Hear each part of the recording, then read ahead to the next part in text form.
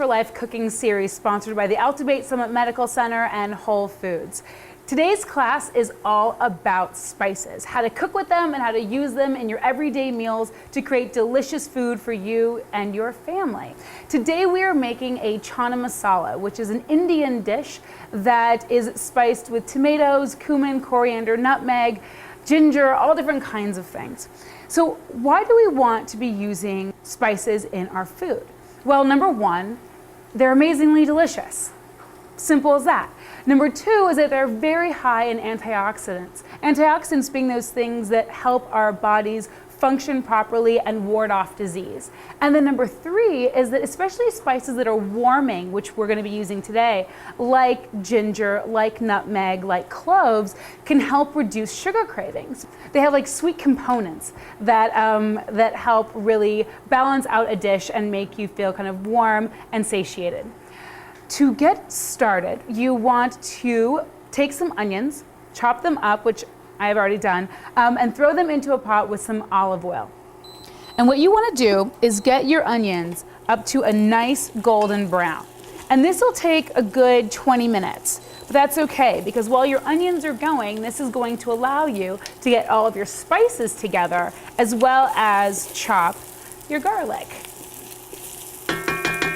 To peel your garlic, first you smash, then you peel, and then you make tiny slices on the top, one across the body, and then run your blade through.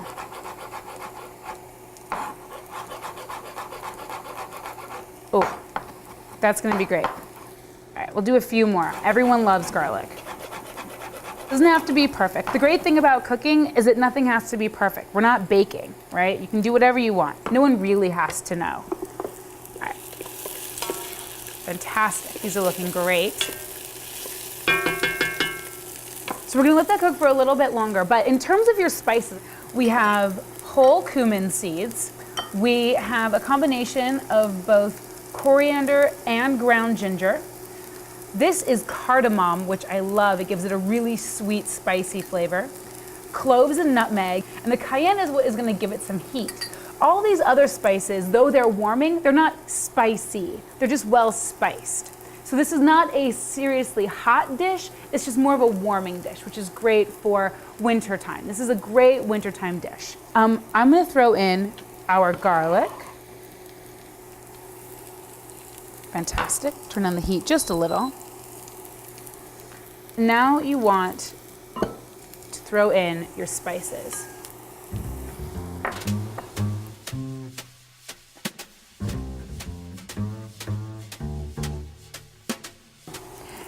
Whenever you're cooking with spices, you always want to cook your spices first. It really brings out the flavor and gets them all ready to kind of pop in the dish. If you were to wait and put everything in together, you wouldn't get all of the great flavor. So we're actually gonna let this cook for a minute or so. It's not the most beautiful looking, but it's gonna taste fantastic. Little bit of salt. And you always want to salt as you go, because again, if you salt as you go, you tend to use less salt at the end versus not using salt, tasting it at the very end, feeling like it's too bland, and then dumping a whole bunch of stuff in. Oh, yum. I want to talk a little bit about garbanzo beans. There are a few ways that you can do this. One is that you use a dried garbanzo bean.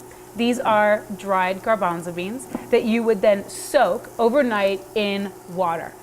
It's pretty easy. Then you would then drain the water and put in fresh water, bring them up to a boil, reduce to a simmer, and cook for about an hour.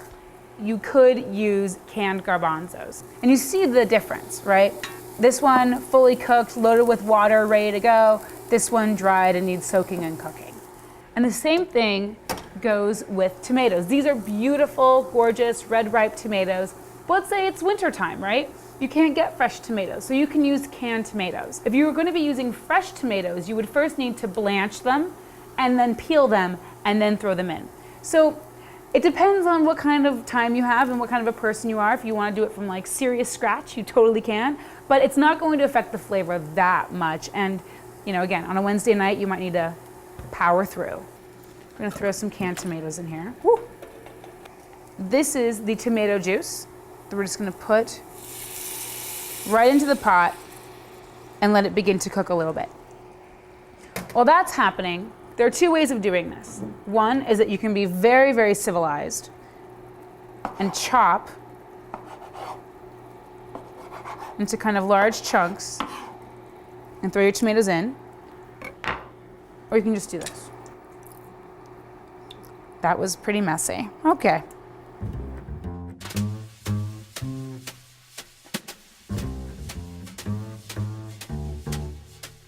Oh. And you want to get all of the brown bits off the bottom. That is the good stuff.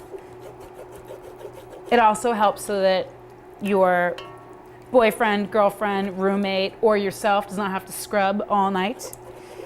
So just doing that is great. All right, so we're gonna chop these again.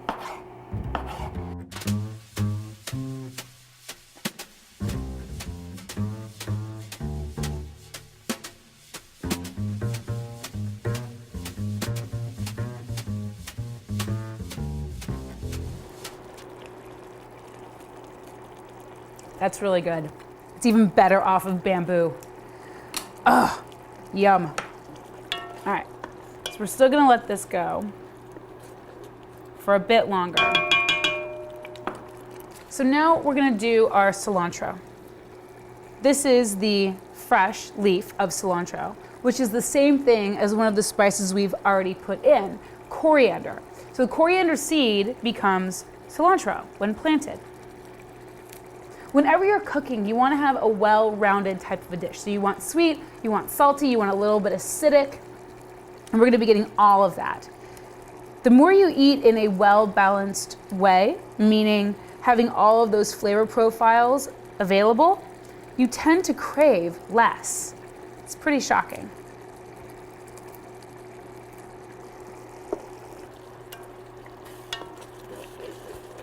All right. Time for the beans. A little bit of salt. Just a little high quality, good sea salt. Salt is important. You do need some of it. It is an important electrolyte. But the problem is when we're getting it from really low quality sources, right? Like processed foods. If we cut out processed foods, it allows us to eat good quality sea salt in moderation. And then a bit of lemon juice, right?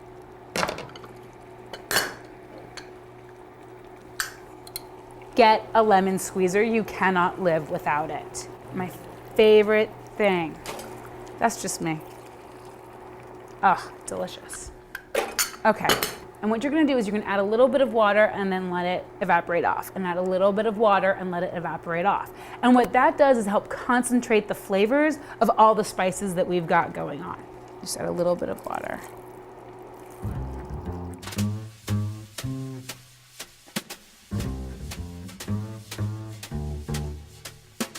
Never, never serve a dish that you have not first tasted. We get involved with the recipe and we're following the recipe, and if we believe that if we follow the recipe, nothing can go wrong. And the problem with that is that even if the recipe has been tested and tested and tested by the person who gave it to you or from the book, it's not always true because your flavor profile is different than everyone else's. So make sure that you taste your food before you sit it on the table to be served. That way you know that you can stand behind your dish and you feel really good about it. The last thing you want is serve a dish and then everyone is like, salt please, pepper please. Pepper! A little bit of pepper. All right. A little bit of pepper. Yum. I'm gonna run my blade through the chopped cilantro. Throw that in there with just a little bit more water that we're gonna then let evaporate off. I don't need it that fine. I actually enjoy kind of large chunks of cilantro, and it adds a really beautiful green color. It's a very festive dish. It's gorgeous. The more colors, the better. but they have to be real colors. Like tomatoes are red. They are not dyed red, hopefully. Cilantro is green. It is not an artificial food colored thing. And you'll notice that when you cook with spices, the longer whatever it is that you're making sits, the more delicious it gets. This is even better the next day. So make a giant pot of it, double the recipe, and then you'll have it for either your lunch or dinner the next day. It also freezes beautifully. Things that are kind of saucy or soupy freeze really well. So know that once this is cooled off, you can put it in a container, throw it into your freezer, and then next week when you didn't have time to cook, you just defrost your chana masala and you're ready to go. Nothing better. I'm gonna drizzle a little bit of olive oil over the top just to make it a little richer and a little bit more filling. Don't worry, this is a very good quality fat, and let me tell you that when you eat food that has fat, you get fuller quicker and you eat less. You do need fat in your diet to feel satisfied and full. So just making sure that it's high quality fat is really important. Thank you so much for everyone who is watching out on the interweb. Our sponsors, Altivate Summit Medical Center and Whole Foods. It would not be possible without them. I am Jamie Dougherty, health and lifestyle expert. And until next time for the Wellness for Life classes, we'll see you later. Ready, stool. Fix me, Ellen. Fix me. I have no ego around this. Just fix me. I'm gonna put a little bit more lemon because I like my stuff acidic. I'm a big acid person. Love it. That didn't sound right. I'm really into acid in my cooking.